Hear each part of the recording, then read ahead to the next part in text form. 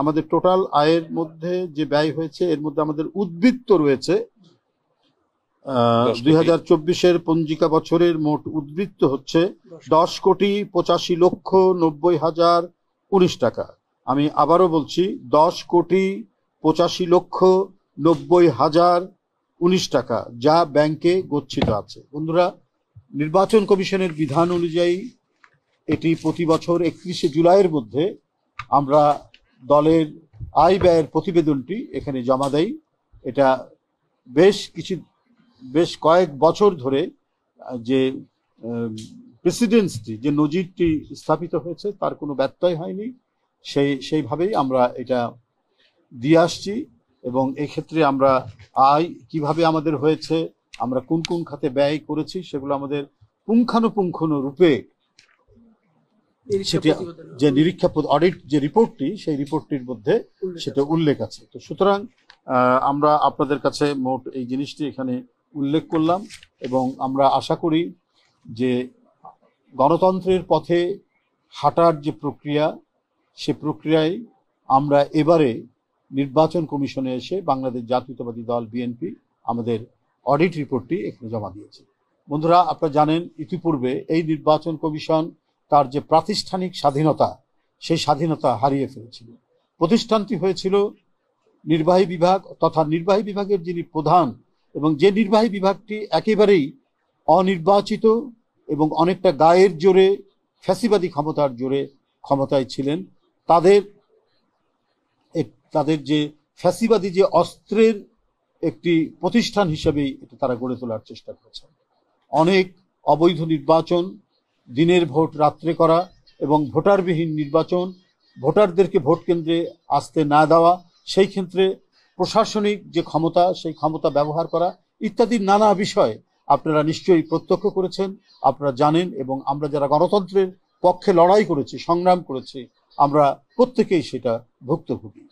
আমরা রাজনৈতিক নেতাকর্মী যখন প্রতিবাদ করেছি এই সকল অন্যায়ের, তখন আমাদের বিরুদ্ধে অসংখ্য মিথ্যা মামলা দেওয়া হয়েছে, আমাদের অনেক নেতাকর্মীকে গুম করা হয়েছে, আমাদের অনেক নেতাকর্মীকে জোরপূর্বক তাদেরকে গুম এবং বিচার বহির্ভূত হত্যার শিকার করা হয়েছে, অকথ্য নির্যাতন করা হয়েছে কারাগারের মধ্যে অথবা রিমান্ডের নামে, এবং বছরের পর বছর আটকে রাখা হয়েছে।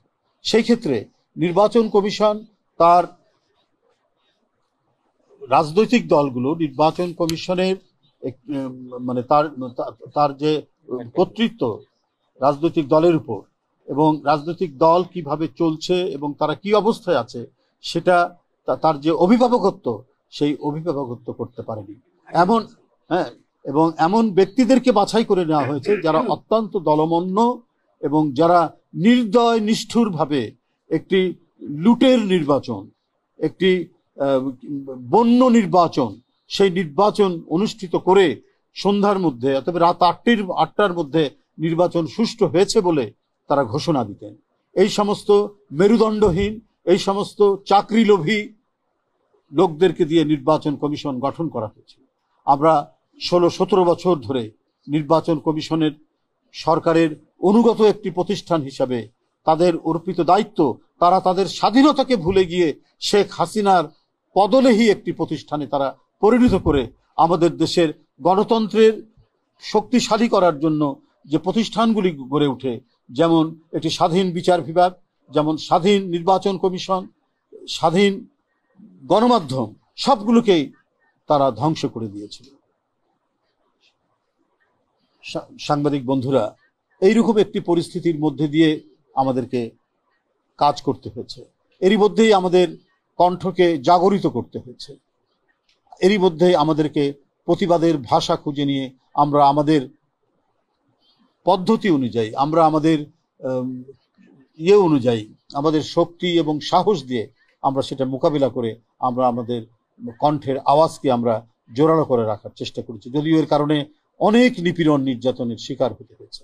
আমাদের প্রত্যাশা, বর্তমান নির্বাচন কমিশনের প্রতি দেশের মানুষের প্রত্যাশা, জনগণের প্রত্যাশা, যে জনগণ দীর্ঘদিন ভোট দিতে পারেনি, যারা ভোট বঞ্চিত ছিল, অবাধ সুষ্ঠু নির্বাচনকে একেবারে জাদুঘরে পাঠিয়ে দিয়েছিল শেখ হাসিনা, সেইখান থেকে বর্তমান নির্বাচন কমিশন একটি দায়িত্বশীল ভূমিকা পালন করবে এবং অবাধ, সুষ্ঠু, ইনক্লুসিভ নির্বাচন অনুষ্ঠিত করার জন্য তারা যে যাবতীয় যে কাজগুলো করা দরকার সেই কাজগুলো তারা করবেন।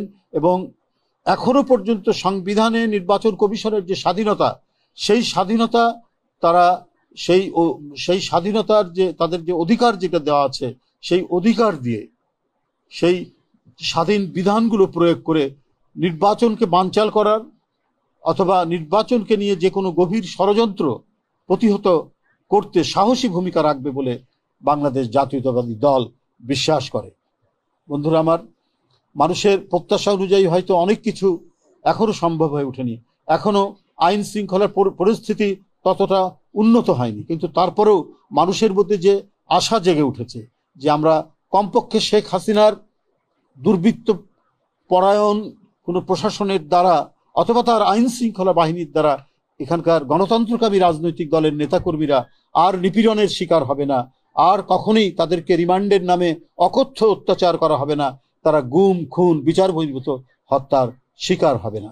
সেই ক্ষেত্রে গণতন্ত্রের যে অব্যাহত যাত্রা, সেই অব্যাহত যাত্রা রাখার ক্ষেত্রে নির্বাচন কমিশনের যে গুরু দায়িত্ব আছে, সেই গুরু দায়িত্ব তারা পালন করবেন এবং সকল রাজনৈতিক দল এবং গণতন্ত্রকামী মানুষের কাছে একটি আস্থার প্রতিষ্ঠান হিসেবে বর্তমান নির্বাচন কমিশন গড়ে উঠবে বলে এটাও বাংলাদেশ জাতীয়তাবাদী দল প্রত্যাশা করে। আপনাদের সকলকে ধন্যবাদ।